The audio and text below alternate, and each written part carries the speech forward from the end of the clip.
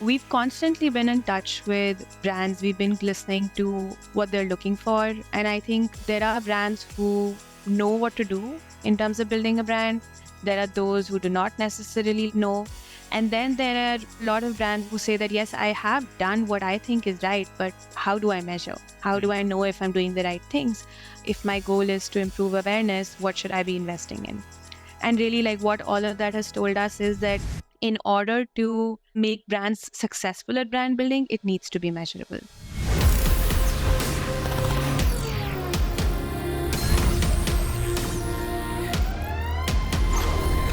Welcome to another episode of Human in the Loop. I am joined today by Nikita from Amazon. And this episode, we're going to dive just a little bit deeper into the aspect of being a brand on Amazon. And Nikita has some exciting things to share when it comes to brand building, some exciting updates on Amazon. And so I'm really looking forward to diving into that. I think this whole conversation is just going to be helpful to paint a picture of how Amazon is working right now, how Amazon is getting updated, and what it means as a seller. So Nikita, before we dive into the subject of today, I'm hoping you could just introduce yourself to help our listeners understand a bit about who you are.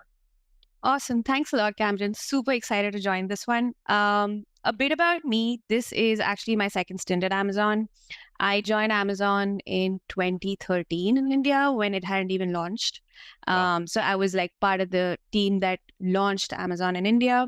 And back then I was a site merchandiser. So I handled a lot of like the on-site experience for the toys and games and the baby products category.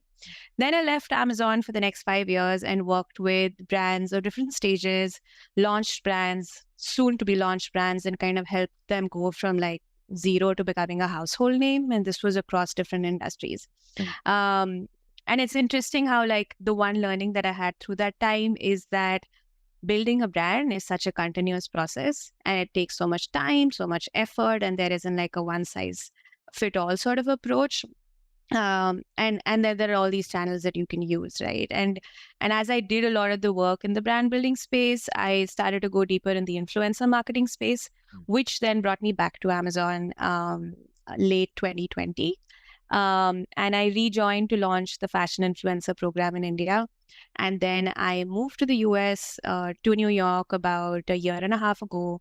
And now I've been focused on product marketing for programs that are meant to help sellers build a brand more successfully on Amazon. What are the different tools that they can use to not just like communicate what their product stands for, but their overall brand. And more specifically for that, we now have a program called the Build Your Brand Page, which we'll talk about more later in this call, and how we sort of use that as a vehicle for brand education, guidance, and like helping them in every step of the brand building journey. But like happy to talk more and super excited about this space overall, and excited to help brands be more successful on Amazon in not just like selling products, but actually building memorable brands. Yeah, Nikita, it sounds like we'll have to have you back on the podcast just to talk through your industry experience, because that's a really that's fascinating. I mean, you've been in e-commerce for a long time then, and a part of Amazon. Back in 2013, you said. Yeah. So you've certainly seen things change, and I think it's interesting. The language here is really interesting. I actually find this the definition differences of a brand to a seller, like those are two different things. And I actually find that people who have been in the industry for longer than newer folks don't know the difference as much, or the people who have been around know the difference between, like, tend to describe those two as separate things. Yeah. So, and newer folks less so. So I'm hoping, can you actually help break down what are the differences between a brand and a seller? Yeah. I'm glad we're doing this up front, because I know like we tend to use these interchangeably, but like by definition, these are different terms. So a seller in the Amazon world it's an umbrella term. It's everyone who's selling in the Amazon store. You don't need to have registered in any sort of format. But the moment you take that extra step and you register yourself as a brand under the brand registry on Amazon, then it qualifies you to be called a brand. And then you basically have either a fully registered or a pending trademark that then qualifies you as a brand. What unlocks at this stage is you get access to a host of programs that Amazon has built to specifically help brands educate customers better on who they are, what they stand for, get more reviews, get content, have more high performing detail pages, just be able to tell your overall story better. And that unlock happens the moment brands move from being just a seller to being recognized as a brand in the Amazon world. So that's kind of what the difference in the two lies. And so where you mentioned the building your brand page, right? So how does that then tie into, well, so kind of broadly, this definition of a brand is kind of, in my mind, it's someone who starts as a seller and then takes the next steps to kind of grow and step into a bit more on Amazon, like A+ contents. And that could involve this build your brand page. So how does the build your brand page then circle back into this? Yeah. So the build your brand page, and I'd love to go a little bit into like why that even came to be, right? Mm-hmm. So today, brands spend, and today, not just today, but like for a while, brands have been spending primarily a big amount of their time on the Seller Central. In Amazon, that's kind of like the go-to place. That's where they go to find all information about like updates, new programs. They get recommendations on that page. What we realized though, as we spoke to more and more brands, is that while the Seller Central page gives them everything they need to know, it's not necessarily in an order or in a fashion that's easy to consume. And there's a lot of like hopping around pages that brands need to do. Like if they want to figure out how they should create A+ content on what specific ASINs or products should they create A+ content on, they'd go somewhere else. If they want to figure out which product should they get reviews on, or where do they need to pay most attention, they would go to a different page. And then which one of these two should they even do first, right? And we realized that this is super fragmented. What we need is like a one-stop destination. And that's what gave birth to the existence of the Build Your Brand page. Now, the Build Your Brand page sits within Seller Central, and it's accessible to all brands. However, like the view that a brand sees, depending on whether they're registered as a brand or they're still a seller, would vary. And we can talk more about like what the differences of that are. But really, it sits within Seller Central. That's where a brand can go. And the way we've sort of divided this page now is based on different goals within the brand building journey. So is your goal really to increase awareness? Is your goal to increase your consideration? Is your goal to improve conversion? Or are you like a more advanced brand and you want to drive loyalty? So depending on that, the page is now divided such that it gives you the objective and it gives you the programs that will help you achieve that objective. And we've got feedback from brands telling us that, hey, this is so much better. Earlier, I had like a list of 30 programs and I don't know, should I start with one or should I start with 30 or should I just do all 30 and not really do any of them well? Versus now where a brand comes in knowing that, hey, I've cracked the conversion piece. I know how to get more and more brands to buy more of more of my products. But then how do I make them loyal? How do I get them to do more branded searches? And that's where we have programs that are specifically linked to those goals. And that just makes like, the overall experience of like knowing where to start and where to go better with the Build Your Brand page. Yeah, I know it's going to be difficult to do this because of the fact that it sounds like there are so many different types of views, maybe that sellers or that brands rather could have on the Build Your Brand page. Can you give some specific examples though of like, I'm trying to paint a visual picture for people that are listening or watching. Yeah. Like based on maybe some of these different things that people could see on this page, what types of things that are really helpful would be present for brands? Yeah, that's a great question. I think let's talk about some of these goals, right? Like if a brand wants to build loyalty on Amazon, if their goal really is that they want the same customers to come back for more, they need to sort of build some sort of an incentivization model there, right? So we have a program called the Brand Tailored Promotions and the Brand Tailored Coupons.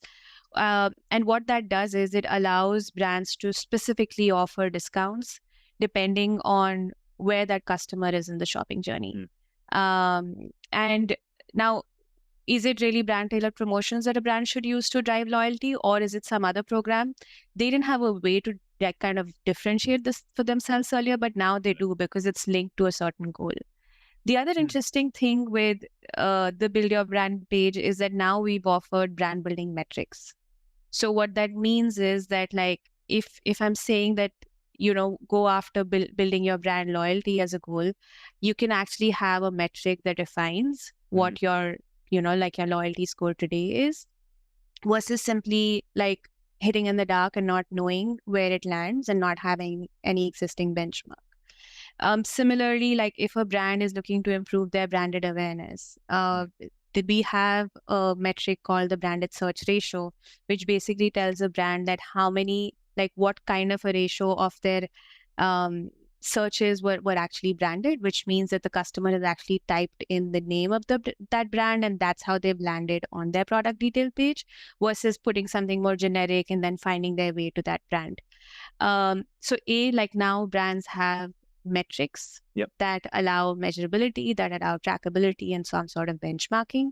And now within this goal of, say, branded search ratio, what can a brand do? Like how can a brand get more and more customers to come and search by brand? And when you want to answer a question like that, I think to a lot of brands, it looks like, hey, there's a lot that we can do, but then again, where do we start, right? So I think once you go to the Build Your Brand page, you'll see that one of our recommendations under improving the branded search ratio or improving the number of searches that brands get for their own brand is to create high quality A+ content. Now, what a high quality A+ content would typically look like is that the detail page will not simply just have like a list of product features, but it would be it would be further amplified with high quality visuals, right? So we're talking static images, we're talking videos. And what that really does is it tells the customer a little bit more about that brand and builds that sense of confidence. Imagine you're shopping on Amazon, you're looking for a pair of headphones, you find a brand that you've never heard of. Why should you buy that brand versus something that you're used to buying for long, right? What's really going to change your mind at that point is if just by looking at that brand and that product's detail page, you learn a lot more. And that lot more would include, like, what does this brand stand for? What is its story? When did it launch? What makes it different? Why should I put my money behind this brand versus something that I'm habituated to buy?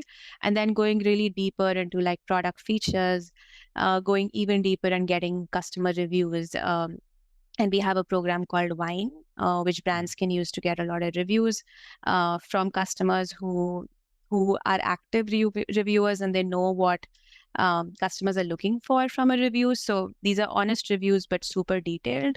What doing a lot of this now does is that you're building an experience for a customer which is more holistic, which is not just like buy my product because it's at a good price, but buy my product because this is what my brand stands for. These are what my values are. This is the kind of customer that I'm going after, and it builds a much higher degree of confidence for a customer to even make that purchase. Yeah, and it sounds like this, like the brand building page and the metrics that are associated with this, really help brands as you've kind of defined them. People who have taken this next step.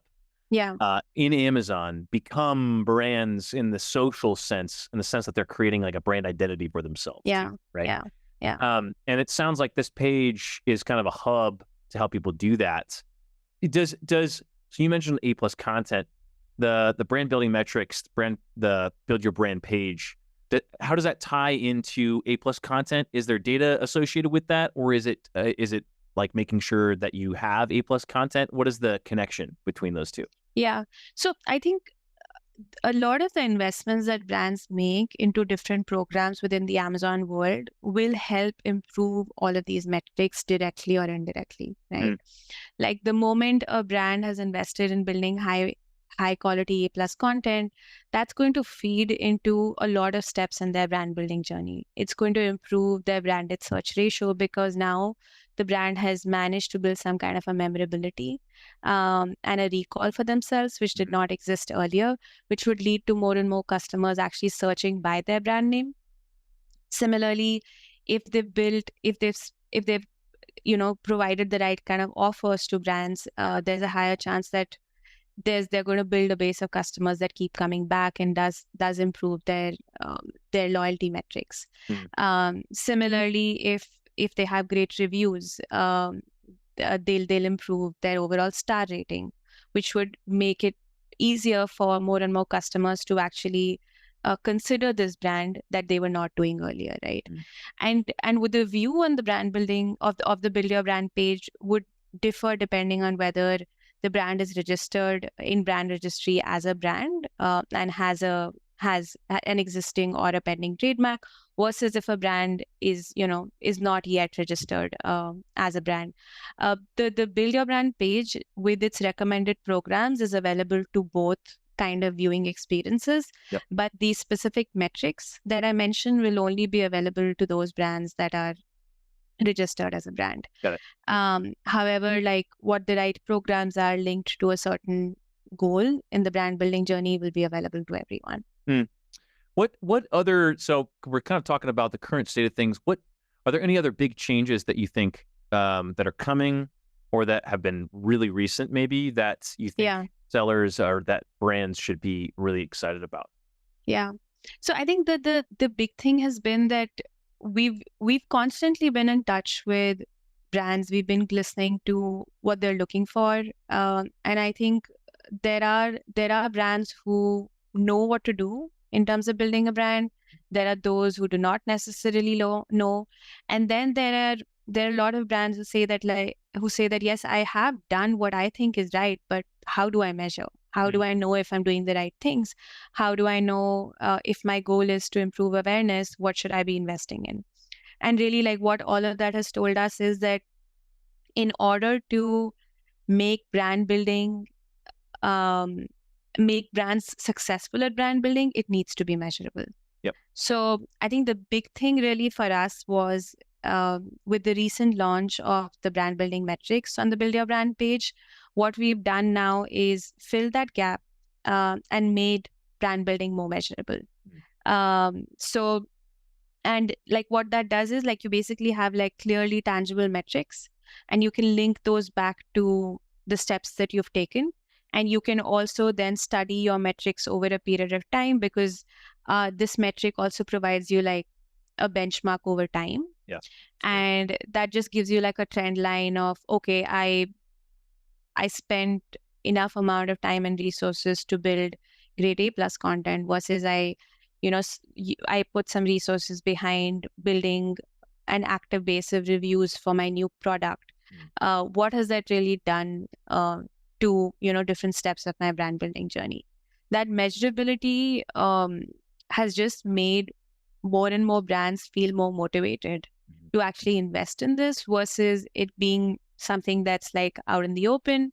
They don't really know, or they're still seeking those metrics. And now these are provided by Amazon, and they create that degree of trust in the brand building investment space. I love that. I think that degree of analysis is needed to grow. I mean, it's a competitive marketplace today. Yeah. And that data and that information coming directly from Amazon, it just feels from a brand that just feels very you feel very supported from Amazon by being provided all of that, and also kind of being shown like how the next steps that you could be taking if you're not taking them already. I think that's great. Beyond this, is there anything beyond this? I mean, this conversation involves brands in general, the Build Your Brand page, of course, analytics associated with that. But is there anything beyond what we've discussed that? Well, what is next? I guess is there anything beyond this that you want to talk about? Yeah, for sure. I think I would love to sort of also give a more detailed picture on like what these existing metrics are. Yeah. And then give a sense of like what's coming next, right? So today we have 4 metrics. We have the branded search ratio. We have the repeat customer rate. We have the conversion rate, and we have the star rating. And a little bit about what each of these means, right?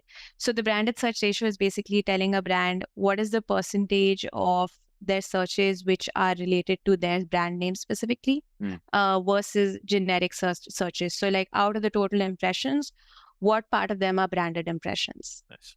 And that's a complete telltale of like, are brands finding, are they stumbling upon your brand, Yep. or do they have intent to purchase from before, right? And this is a direct signal of like what's kind of like the top of mind recall for your brand. Are you really a brand in the eyes of the customer, or are you, are you just another choice which they landed on? And like depending on what a brand strategy is, it becomes that much more important to improve this metric. The star rating is something that like customers use all the time to sort of get that sense of confidence that this is a product that many others like me have shopped, have built a sense of confidence. And especially for like new brands or new products from existing brands, this metric becomes super important, just to make sure that customers feel confident in making that purchase. And this is again a metric that is now publicly available to brands in their Build Your Brand page on Seller Central. The third one that we have is conversion rate, which basically means that when brands are directing customers to Amazon to shop on their product detail page, how many of them are actually converting into active shoppers? And brands are directing customers to Amazon from lots of different channels, right? They're running ads on Amazon, which are driving customers to their detail page. They're running ads off Amazon, or they simply have presence on social media, or in some cases, they're also using the Buy with Prime feature on their D2C page, where they're directing customers to finally make that purchase on Amazon. But like really, like if brands want to study, are their conversion rates varying depending on where the customers are coming from? That's also something they can study with this. And I think like what we've realized is that these are not metrics that a brand looks at one point in time and then takes a step back. These are just metrics that a brand has the opportunity to study over time to really understand a trend line and to see that like what happens when they take certain actions, which metrics change, and depending on like how their metrics change over time, they'll also get a better sense of like where should they invest more of their time and resources on. Yeah. And that's really the idea behind coming up with these brand building metrics. That's great. And again, just to iterate, all of these are available on the Build Your Brand page, right? Yeah, these are all available on the Build Your Brand page. If the brand is registered as a brand within brand registry, they'll be able to see all of these brand building metrics. And then the fourth one is really for brands who've done all of the above that we mentioned. They've built high quality detailed pages. They've got the customer reviews. They've been able to offer the right pricing, etc., to really like drive conversions. Then really comes the point of like, how do you build that loyal customer base? How do you achieve a certain repeat customer ratio? And how do you keep giving your existing customers a reason to keep coming back to you by giving them a certain degree of satisfaction and then offering them more and more products that they would be interested in? And this metric is basically this is the fourth metric that they can study on the Build Your Brand page. Nice. So to your question earlier of like what next, right? So we've for now we have these four metrics of the branded search ratio, the star rating, the conversion rate, and the repeat customer ratio. Our intention is to come up with more such metrics, and we continue to speak to brands to understand what more are they looking for. So far, we know that brands are super happy with these existing metrics, and it's giving them, it's making brand building feel more tangible and their investments more valuable because they can now measure. Our intention is to introduce more such metrics in the future, depending on what would be helpful to sellers.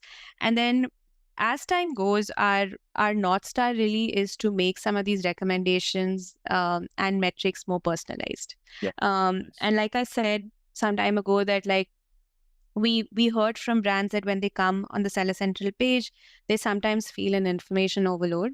And they don't know that like where to start or where should they start specifically. And our intention really in the future is to go one step deeper and to make that recommendation a lot more personalized.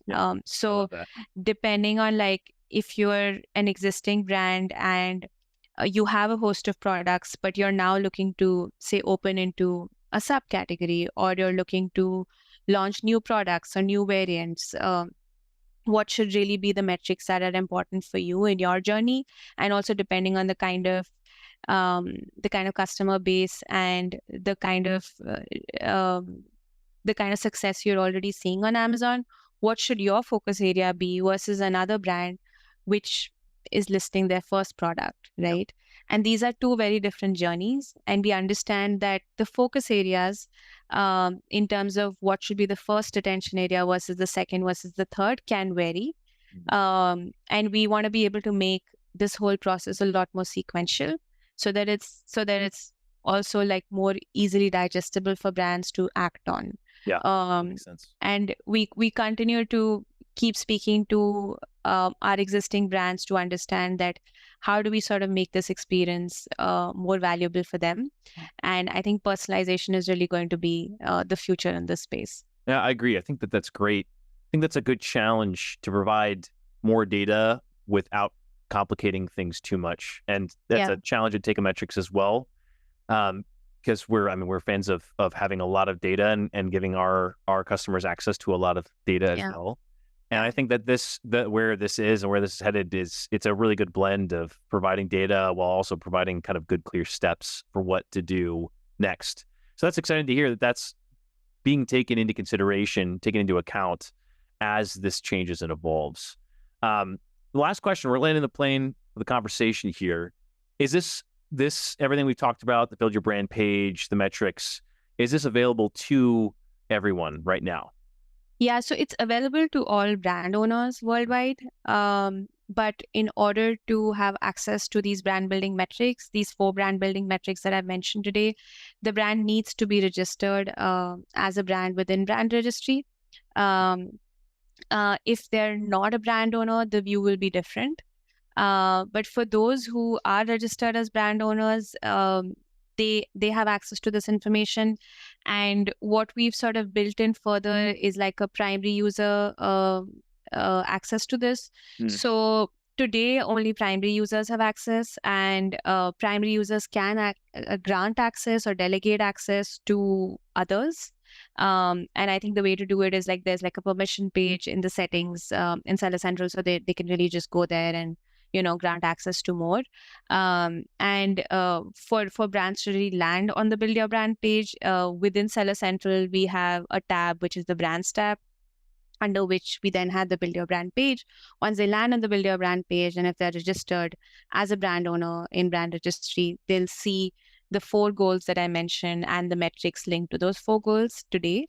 And in the future, our aspiration is to add more metrics and more personalized recommendations. Love that. So for brands that are already registered, it's already available. You go Yes. into the tab, you can see it already. Okay. Absolutely. Nice. Yeah. Love that. Yeah. Well, great. Well, we'll have to have another conversation. We'll have to bring you back on after this has seen some more iterations, seen some changes and more personalization. For I'm sure. personally excited about this. I think the conversation of being a brand and how that's changing and evolving is a really good one. And I Yeah. think this is a really good showcase for support for brands, and certainly just what's needed to succeed today. And I love this mixture of both accessibility data and also simplifying things for easy to follow steps. So Nikita, thank you so much for coming on to talk us through things. I'm excited for the future, and I'm excited to see what's next. Thanks so much. Yeah, for sure. Thanks a lot, Cameron. This was a great conversation, and we encourage more and more brands to gain access to these metrics. And really, like, if any of this sounds exciting to brands, the way for them to gain access to these metrics, if they don't have them already, is to be registered as a brand within brand registry, and then it opens up these host of metrics to them and makes brand building way more measurable than it can be. Way more than it measurable is. and way more fun too. Way more just Absolutely. involved. Yeah. Absolutely. Yeah. Yes. Yeah. Thank you, Nikita. I appreciate it. Thanks a lot.